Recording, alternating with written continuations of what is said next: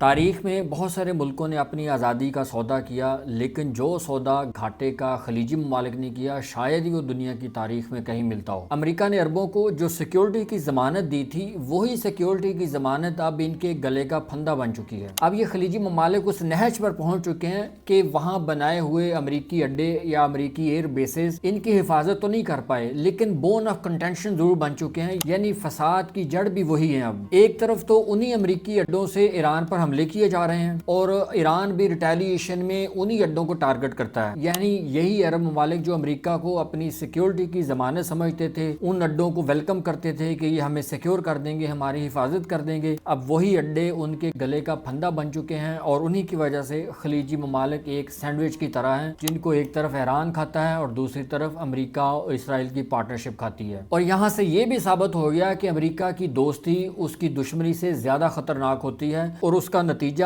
یہ خلیجی ممالک اب بھگت رہے ہیں۔ سعودی عرب، متحدہ عرب امارات، قطر، بحرین، کویت، یہ وہ ممالک ہیں جنہوں نے امریکہ میں اربوں ڈالر کی سرمایہ کاری کی، یعنی امریکی معاشی نظام کو وہ سپورٹ دی جس کے بدلے میں امریکہ نے ان سے سیکیورٹی کا وعدہ کیا تھا۔ لیکن اس سیکیورٹی کا اس دن برا حال ہو گیا جس دن قطر میں حماس کے لیڈرز ڈائیلاگ کر رہے تھے اور وہاں اسرائیل نے حملہ کر دیا، وہ حماس کے لیڈر بھی شہید ہو گئے اور قطر کی سیکیورٹی کا آفیسر بھی مارا گیا، لیکن امریکہ کی کان پر جوں تک نہیں رینگی، بلکہ یہاں تک اطلاعات ہیں کہ اسرائیل نے حملہ کرنے سے 1 گھنٹہ پہلے امریکہ کو اطلاع بھی دے دی تھی۔ یہ وہ عرب ممالک ہیں جو غزہ کے بچوں کو ایک پانی کی بوتل نہیں دے سکے، لیکن امریکی معاشی نظام میں انہوں نے جو سرمایہ کاری کی وہ آپ سن کر حیران ہوں گے۔ سعودی عرب نے 371 ارب ڈالر لگائے، متحدہ عرب امارات نے 282 ارب ڈالر کی سرمایہ کاری کی اور اسی طرح کویت نے 456 ارب ڈالر امریکی معاشی نظام میں لگائے۔ اور یہ بات یہاں تک ختم نہیں ہوئی، جب ڈونلڈ ٹرمپ نے دوبارہ صدر منتخب ہونے کے بعد خلیجی ممالک کا دورہ کیا تو ان ممالک نے ڈونلڈ ٹرمپ کو خوش کرنے کے لیے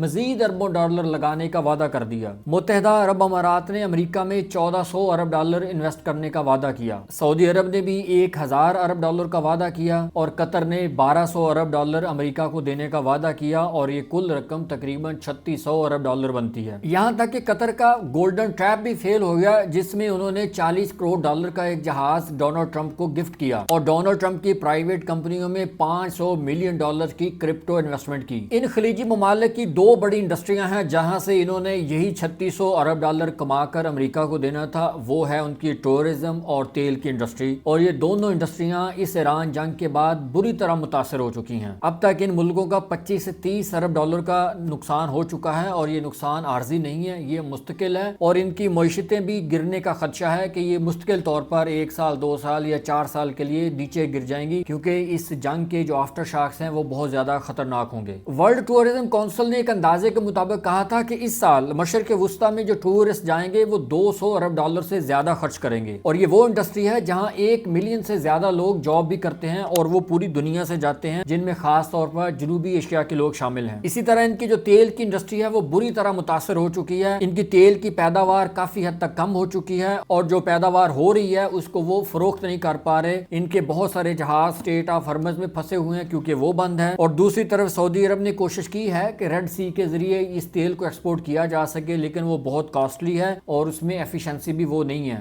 اتنی بھاری انویسٹمنٹ کی ان ملکوں نے، اتنا بھاری نقصان اٹھایا، دفاعی معاہدوں میں ان کو بد اعتمادی کا سامنا کرنا پڑا، لیکن اس کے مقابلے میں فائدہ کس کو ہوا؟ اسرائیل کو، کیونکہ یہ ممالک امریکہ کے لیے ایک کیش کو کی حیثیت رکھتے ہیں اور اسرائیل امریکہ کا اسٹریٹجک پارٹنر ہے۔ اور آپ یہ بھی سن کر حیران ہوں گے کہ اسرائیل ان ممالک کی طرح امریکہ میں کوئی انویسٹمنٹ نہیں کرتا، بلکہ الٹا امریکہ اسرائیل پر خرچ کرتا ہے۔ اب اگر ان ممالک کی معیشت مزید سکڑ جاتی ہے، ان کی ایکسپورٹ بند ہو جاتی ہے یا کم ہو جاتی ہے، تو اس کا فائدہ کس کو ہوگا؟ صرف اور صرف امریکہ کو اور روس کو، کیونکہ اس وقت امریکہ دنیا میں سب سے زیادہ تیل پیدا کرنے والا ملک ہے اور امریکی کمپنیاں پہلے پیٹرو ڈالر کے ذریعے کماتی تھیں، اب وہ ڈائریکٹ سیل کر کے کما رہی ہیں اور ان کی جو انکم ہے وہ انہی گلف کنٹریز کے لاس کے برابر ہے، اور ان امریکی کمپنیز کو جس وقت پروفٹ ہو رہا ہے وہ اس گھاٹے کے نتیجے میں ہے جو گلف کمپنیز اس وقت فیس کر رہی ہیں۔ اب خلیج کے پاس کوئی راستہ نہیں بچا، صرف ایک راستہ ہے کہ وہ امریکہ پر اپنی ڈیپینڈنسی کو کم سے کم کر دیں اور مڈل ایسٹ میں ایک ایسا ماحول کریٹ کریں جس ماحول میں ایران اور یہ گلف کے کنٹریز مل کر کام کر سکیں۔ جب تک یہ گلف کنٹریز امریکہ سے یا امریکہ کے اتحادیوں سے سیکیورٹی کی بھیک مانگتے رہیں گے، مڈل ایسٹ اسی طرح جلتا رہے گا، کیونکہ یہ جو سیکیورٹی امریکہ سے لیتے ہیں وہی سیکیورٹی والے اڈے اس خطے کی تباہی کا باعث ہیں، اور اگر یہ سلسلہ اسی طرح چلتا رہا تو خلیجی ممالک کی بے بسی کا تماشا پوری دنیا دیکھے گی۔ پھر ان کی انڈسٹری، ان کا تیل، ان کا ٹورزم، ان کی معیشت ان کا سہارا نہیں بنے گی بلکہ ان کے لیے بوجھ بن جائے گی، کیونکہ ان کی سیکیورٹی اپنی نہیں ہوگی۔ لیکن حالات سے ایسا لگتا ہے کہ زوال ان کا مقدر بن چکا ہے۔ اب فیصلہ تاریخ کے ہاتھ میں ہے، لیکن تاریخ گواہ ہے کہ تاریخ کبھی معاف نہیں کرتی۔